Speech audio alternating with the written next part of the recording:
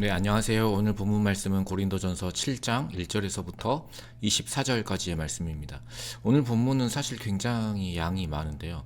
결혼에 대하여서, 또 혼자 사는 자들에 대하여, 그리고 이혼에 대하여, 그리고 부르심의 원리나 할례 문제까지 다양하게 이야기하는데, 오늘 본문의 특징 중에 하나는 전에 송사 문제나 음행 문제처럼 이거는 명백히 잘못이다, 이건 죄다, 이런 문제에 해당되었다면은, 오늘 본문은 이 사람은 저러하고 저 사람은 저러하다, 결혼해라, 이혼해라, 혼자 살아라 하는 죄냐 아니냐의 엄격한 금지의 문제라기보다는 어떤 좀 지혜에 관한 조언이라고 할 수 있겠죠. 이것도 이제 고린도 내에 퍼져 있던 남자가 여자를 가까이 아니함이 좋다라는 어떤 금욕주의 적인 속설을 반박합니다. 그러니까 고린도 교회에는 양쪽으로 두 극단이 있었던 거죠. 그러니까 모든 것이 가하다라면서 성적으로 방탕하고 음행하면서 살거나, 아니면 성은 악한 거야, 그래서 금욕주의로 빠지거나. 그래서 그러나 바울은 어떻게 이야기합니까? 그러니까 성경은 성관계를 악하게 보지 않습니다. 그러니까 금욕주의와는 별 상관이 없어요. 오히려 성관계는 거룩한 하나님과의 교제를 반영하는 것으로 보고 있습니다. 그래서 음행을 피하기 위해서 남녀가 각각 아내와 남편을 두고 부부로서 서로를 즐겁게 해주는 의무를 다할 것을 권면합니다. 그리고 당시 고대 그리스 로마 사회에서 아내는 철저히 그러니까 남편의 소유물로 여겨졌습니다. 그러나 바울은 남녀 모두 하나님의 형상임을 강조하며 서로가 동등하게 소유하고 섬겨야 한다는 파격적인 가치관을 제시합니다. 그러니까 지금으로서는 너무나 당연한 이야기이지만 당시 사회에서는 굉장히 파격적인 이야기라는 거죠. 또 미혼에 관해서도 그렇습니다. 미혼에 관해서는 바울은 자신이 솔로였어요. 자신처럼 솔로로 지내는 것이 좋지만, 결혼을 하던 독신으로 살던 하나님께 받은 은사대로 자유롭게 선택할 문제라는 거죠. 그러니까 제가 전에 섬기던 교회에서 나이가 좀 있는 자매들이 스트레스를 많이 받았어요. 그러니까 결혼을 안 하면 마치 하나님의 창조 명령을 거스르는 것처럼.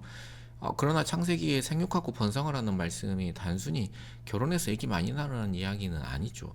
그러니까 바울이 독신으로 지내는 것이 좋다라고 이야기하는 것은 이것도 당시에는 굉장히 파격적인 이야기입니다. 왜냐하면 당시 로마 사회에는 재혼하지 않는 과부에게는 벌금을 물릴 정도로 독신에 대해서 배타적이었어요. 그러니까 뭔가 심각한 문제나 결함이 있는 것으로 보았단 말이죠. 그러나 기독교는 달랐습니다. 교회는 과부의 생계대를 구제하기도 했고요. 오늘 본문 말씀처럼 사도 바울도 독신이었고 너희도 나 같으면 좋겠다라고 말할 정도로 독신의 삶을 존중하고 관용을 베풀었습니다. 독신을 하나의 은사로 말하기도 합니다. 그러니까 제발 오늘날 교회에도 독신에 대해서는 좀 관용을 베풀었으면 좋겠습니다. 결혼 안 한 청년들에게, 또 결혼 안 한 사람들에게 너무 눈치 주지 않았으면 좋겠습니다. 제일 상처받는 것이 생육하고 번성하라라고 이야기하면서 이 명령을 어긴 것처럼 이야기하는 것이에요. 이거는 좀 아니죠. 그리고 신자들끼리 결혼한 부부에게는 주님의 명령으로서 이혼하지 말 것을 확고하게 말씀하지요. 그리고 부부 중에 만약 이제 한 명만 신자인 경우도 이야기합니다. 그러니까 남자 쪽이든 여자 쪽이든 똑같습니다. 믿지 않는 배우자와 함께 살기를 원한다면, 믿지 않는 배우자가 그러니까 믿는 자와 함께 살기를, 이제 남편이나 아내와 같이 살기를 원한다면 이혼하지 말라고 권면합니다. 그 이유가 무엇입니까? 성도인 배우자를 통하여서 불신자 배우자나 혹은 자녀가 영적인 유익을 얻고 또 거룩함을 얻을 수 있기 때문이라고 이야기합니다. 그러나 신앙이 없는 배우자가 끝내 이혼을 요구하거나, 특히 당시 시대적 배경처럼 신앙을 이유로 학대하거나 떠나려 한다면은 갈라지게 내버려 두라고 말합니다. 그러니까 하나님은 우리를 고통이 아닌 화평 중에 부르셨으므로 억지로 얽매여 고통을 받을 필요 없음을 설명합니다. 그러니까 이혼은 무조건 죄인 것처럼 이야기하는 분들도 있는데, 오늘 본문만 봐도 그렇지는 않죠. 당시 사회와 모든 종교가 미혼을 비정상적으로 보았던 것과는 달리 기독교는 독신을 정상적이고 오히려 아름다운 상태로까지 봅니다. 그러니까 예수님과 바울도 독신이었던 것처럼 말이죠. 그러니까 결혼을 우상화하거나 독신을 결핍으로 여기지 않고 진정한 신랑이신 그리스도를 통해 궁극적인 만족과 어떤 독신의 유익을 누리라고 권면합니다. 그러니까 그리스도인은 어떤 존재입니까? 혼자이면 혼자여서 행복한 거고, 결혼하면 결혼해서 행복한 것이지, 어떤 결핍으로 보거나 결혼을 우상화하거나 그러지 않습니다. 그러니까 오늘 본문 말씀을 보면 원칙적으로 그리스도인은 믿지 않는 불신자와 결혼하지 않는 것이 지혜롭습니다.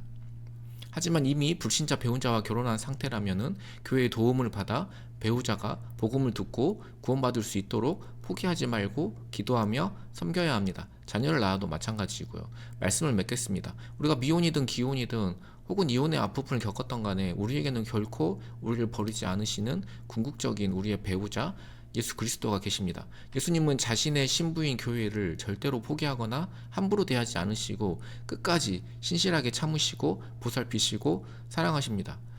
이렇게 보면 예수님은 역사상 가장 끔찍한 결혼 생활을 가장 신실하고 가장 가치 있게 가장 오래 유지하고 계신 분이시죠. 어떻게 보면 그럼에도 불구하고 너무나 음란하고 바람 피우기 일수이고 그런 신부를 가장 사랑하셨기에 자신의 무한한 사랑으로 인하여서 가장 행복한 결혼 생활을 하고 계신 분이시기도 하지요. 왜냐하면 사랑을 받는 것보다 사랑하는 것이 더 큰 기쁨을 주기 때문입니다. 우리에게 궁극적인 남편이신 예수 그리스도와 영원한 가족인 교회를 우리에게 주심에 감사하는 하루가 되기를 기도합니다. 그리고 독신이든 기혼이든 각자의 상황 속에서 영원한 행복을 바라보며 오늘 하루를 은혜 안에서 살아가시기를 기도하겠습니다. 우리 함께 기도할 때 연약하고 방황하는 우리를 결코 포기하지 않으시고 끝까지 사랑해 주시는 참된 그 배우자이신 예수님의 은혜를 기억하며 영원한 영적 가족인 교회를 허락해 주심에 감사하는 하루가 되게 하소서. 또 각자의 상황 속에서 독신이든 기혼이든 이혼이든 현재 나에게 주어진 삶의 형태나 어떤 세상의 시선에 얽매이지 않고 오직 주님 안에서 영원한 행복을 바라보며 오늘 하루도 주어진 은혜를 깊이 누리며 살게 해달라고 함께 기도하도록 하겠습니다.